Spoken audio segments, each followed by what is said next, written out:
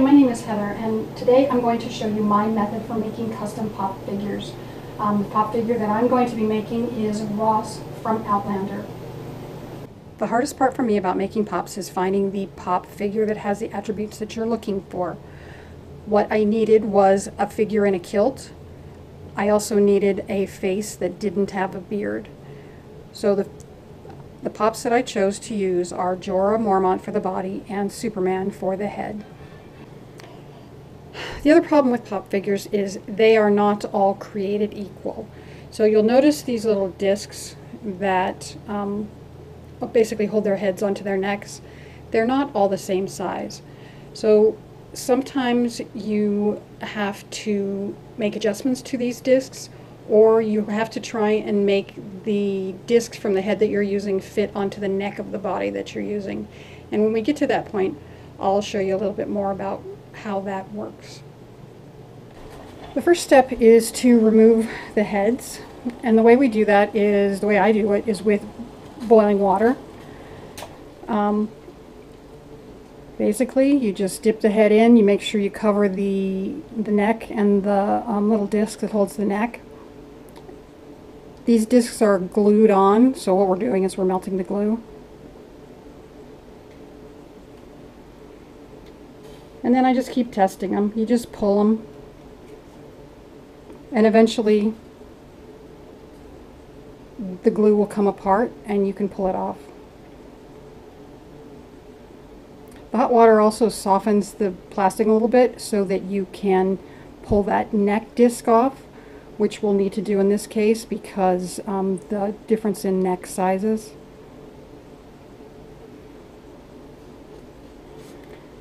And there you see the glue is just starting to come off.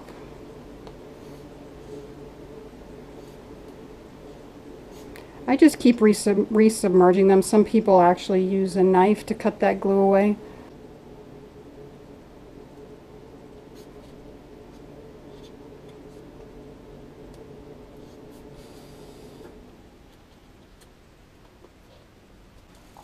And there you see the neck comes off.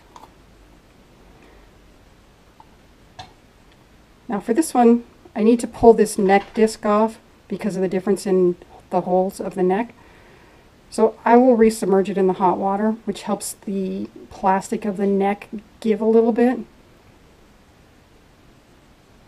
And then it generally takes a pair of pliers or something to pull it off.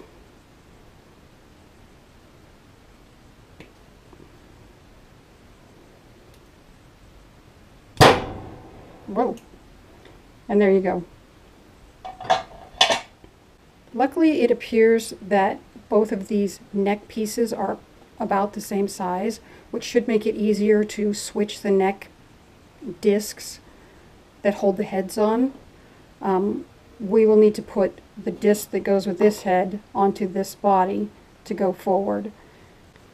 In order to get the disc on, we may need to put it back in the hot water just to get that piece to slide over. Sometimes it takes a lot of pushing and maneuvering to try and get it on to go all the way down. So I just dipped it in the hot water again and then pushed down real hard, and we managed to get it on. And so now when we put the new head on the new body, everything will fit and be in the right position.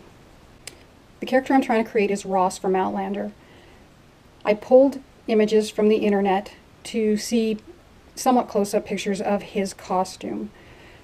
The costume that he is wearing that I am trying to recreate is basically a kilt, a vest, and a long kind of puffy sleeve shirt. The way I'm going to create the vest and the shirt is by using clay. I'm using a clay called Super Sculpey. It's a clay that you bake in the oven, and basically it works like any other clay. You mold it, you stick it to the figure, and then we'll bake it in the oven to make it hard. I'm also going to use a knife to cut off some of the, there's strings on here that kind of give it more dimension than I want. So I'm going to use a sharp knife to cut those off. You can also melt them. Basically, I use a skewer and I heat it up over the stove, and you can melt these down. Kids, please do not try this at home. And I'm just shaving them off so that they'll be flat. I'm also going to do the same thing with the strap that's on this character's sword. I'm not going to give Russ a sword, I'm going to give him a dirk, and so we'll need to get rid of that strap.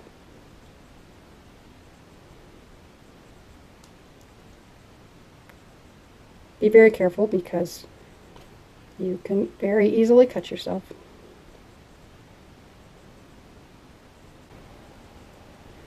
So this is my skewer. It's just a regular barbecue skewer, and I just heat it up on the stove at the very tip, and you can somewhat smooth the plastic out. It will burn the plastic if you have it too hot, so you need to be careful. The plastic will also stick to the tip of the skewer, and it will smoke and burn. This way I can kind of smooth it down, recut the fingers, and when we paint it, it will look like just a hand. We also need to create a stock around his neck, and we need to give him a little bit of a ponytail, as the character had very long hair that was tied at the back. And we'll do all this with clay. And I just shape the clay into generally the shape I want. Press it into place. There are various tools that you can use to help with that shaping process. This is a specific tool for clay, but I've used knives, I've used paper clips, whatever works for you. You don't have to have a special tool. And this bit of clay will also help cover up that really wide neck that's on this particular character, because part of that will still need to be his coat. I'm also going to give him some bigger sleeves just to make it, to give it some definition so that this can be his vest. And it will also cover up this piece here. And I may go and cut these down with the knife just to somewhat get that bulk out of the way so we don't have to have so much around the arms. And there we go. Hopefully when painted that will look a little bit like a stock.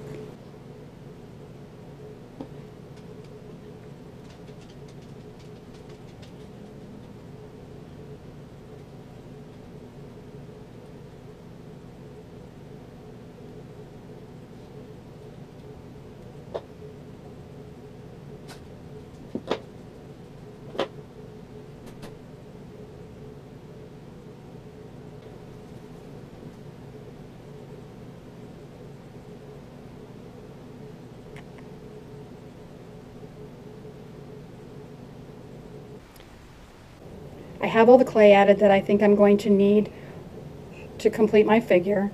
I've added the ponytail in the back. Now we just need to put him in the oven and bake him. Okay, now it's time to bake the pop. I'm going to do that using the instructions from the back of the box of the clay. I'm baking it at 275.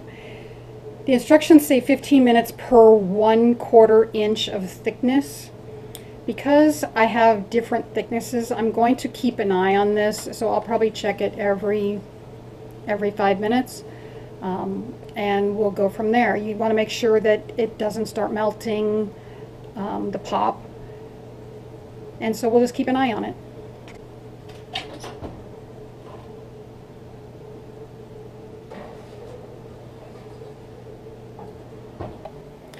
I ended up leaving him in for about 10 minutes. It seemed like the plastic on the pop was getting a little soft, so I pulled him out.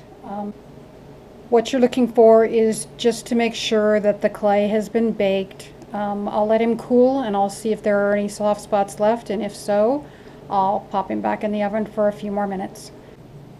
Now that he's baked and cooled, we can start painting. I do this in several stages. I usually go back and forth over each piece until I get it to look the way that I want it to look. Again, I'm using a photo that I got from the internet. And we'll just try and match the patterns and the colors and go from there. I also need to cut off his sword to make it a dirk.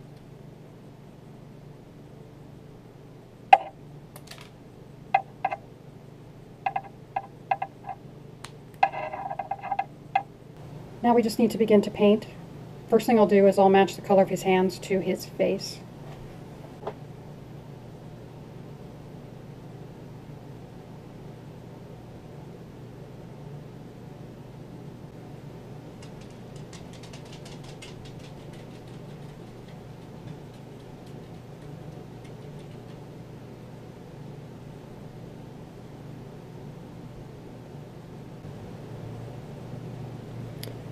Because of the texture of the clay, we'll probably need a couple coats of paint on the pieces that are clay.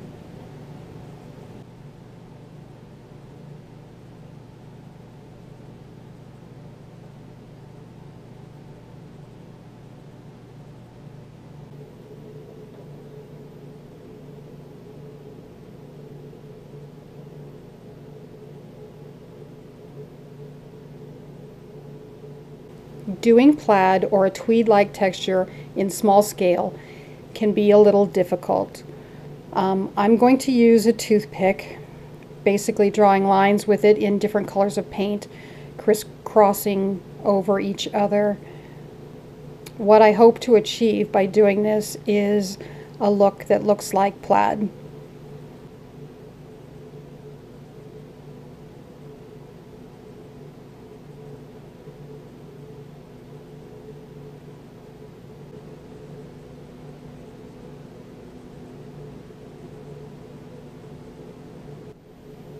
Once the figure's painted the way I like it, I like to add antiquing. What I think antiquing does is it kind of gives the paint a little depth. The antiquing will get down into the cracks of the paint and into the design, and then when you wipe it away, it just leaves kind of anything that has some definition to it, and it'll show that definition. The only thing I don't antique is the face, because what it would end up doing is just kind of making it look dirty, but I do like to antique the rest.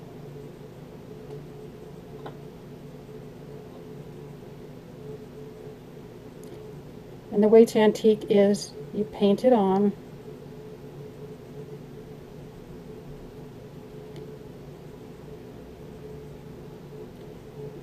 and then we'll use a cloth to wipe it off. And we won't wipe it all off. We're just going to wipe off the top layer. And you can kind of see that it gives it a little depth. Once you're happy with the paint, the final step is to put a clear sealer over the entire pop. This keeps the paint from chipping off. Also gives it a kind of a matte finish. So that it looks like the rest of the pops. Make sure when you spray outside. This paint gives off fumes that you do not want in your house. I will spray in multiple coats, so I'll let this coat dry. Then I'll lay him down and get the under pieces that I couldn't reach with him standing up. So here's the completed pop figure, all ready to get put into his box and shipped off. I hope this little lesson has been helpful. If you have any questions, please leave them in the comments below and I will do my best to answer them. Thanks again.